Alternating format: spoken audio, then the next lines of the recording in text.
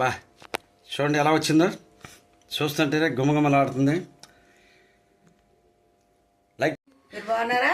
మేము బాగున్నామండి. ఈరోజు ఏం చేస్తాం స్పెషల్? చికెన్ అండి. చికెన్లో అన్నీ వేసి కలుపుతున్నానండి. మసాలా, ఉప్పు, కారం కలిపేసి ఒక అర్ధగంట నానబెట్టేసుకొని పెరుగు కూడా వేసానండి. ఒక అర్ధగంట నానబెట్టుకొని ఇలాగా అల్లం పేస్ట్ కూడా తర్వాత కలుపుతానండి. రోట్లో అల్లం, ఎల్లుల్లిపాయలు, ఉల్లిపాయలు ఇవన్నీ దంచుకొస్తాను. రోటి అల్లము, ఎల్లుల్లిపాయలు, ఉల్లిపాయలు కూడా వేసి అందులో దంచేస్తాను. ఓకే, అయితే పచ్చిమిర్చి, కొత్తిమీర, టమాటా, ఉల్లిపాయ వేస్తానండి. ఇవన్నీ చాలా బాగా వచ్చింది. తీసుకెళ్ళినప్పుడు ఎర్రగా వేపేసి ఈ దంచిన ముద్ద దీంట్లో కొంచెం వేస్తానండి. ఫ్రై చేస్తా. ఈ రోజు చికెన్ ఫ్రై చేస్తానండి. ఓకే, ముందు అల్లం దంచుకోవాలండి. తర్వాత ఎల్లుల్లిపాయలు వేసి దంచాలి. ఉల్లిపాయలు కూడా అందులో వేస్తాను సార్. చూడండి, ఇది ఒక రకం చేస్తారు. తీసుకెళ్ళి అందులో కలిపేస్తారు కొంచెం, తర్వాత లాస్ట్లో కొంచెం వేస్తారంట. దీంట్లో మసాలా వేసి చెప్తారు, కొంత అందులో కలిపేసేస్తారు. చూడండి, ప్రతి కూరలో కూడా మసాలా కూడా దంచి, అల్లం వెల్లుల్లి పేస్ట్ కూడా దంచి వేస్తారు. దంచి వేసిన టేస్ట్ వేరు. ఇప్పుడు మార్కెట్లో దొరుకుతుందండి అల్లం వెల్లుల్లి పేస్ట్ ఇవన్నీ కూడా, కానీ మనకి అలాగా నచ్చదు. అవన్నీ ఏదో కలిపేసి వేస్తుంటారు, కానీ మనకి ఎప్పుడప్పుడు ఫ్రెష్గా దంచుకొని చేసుకుంటే దాని టేస్ట్ వేరుగా ఉంటుంది. ఇందులో ఉల్లిపాయ కూడా ఎందుకు వేస్తున్నారు అంటే కొంచెమే, అది గ్రేవీ కవర్ అవడానికి, గ్రేవీ బాగా రావడానికి వేస్తున్నారు.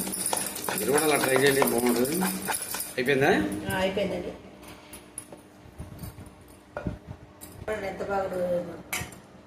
బాగా వచ్చింది చూడండి. అందులో కొంచెం తీసుకొని దీంట్లో వేస్తారంట, వేసి కలుపుకుంటారు. అల్లం వెల్లుల్లి పేస్టు,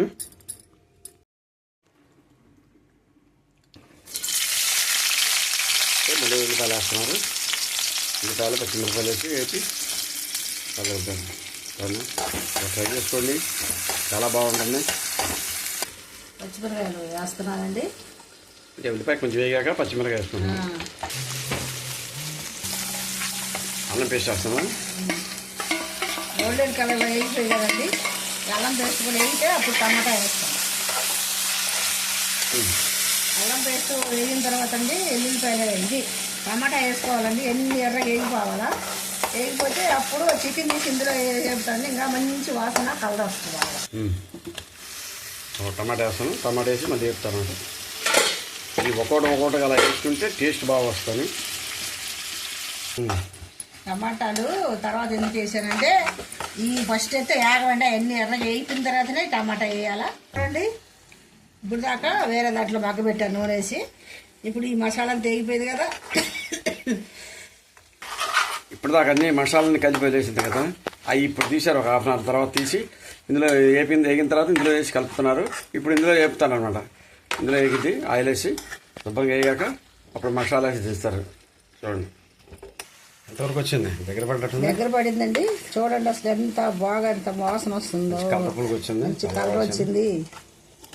ఇలా చేసుకుంటే చాలా మంచిదండి. ఎంత కలర్ వచ్చిందో గరం మసాలా వేసి ఇంకా దించేస్తాను. అయిపోయిందండి చికెన్ గ్రేవీ పై. చూడండి చూడండి ఎలా వచ్చిందో, చూస్తుంటేనే గుమగుమలాడుతుంది. లైక్ చేయండి, షేర్ చేయండి, సబ్స్క్రైబ్ చేయండి. ఈ నాన్నమ్మ ఛానల్ హెల్ప్ చేయండి.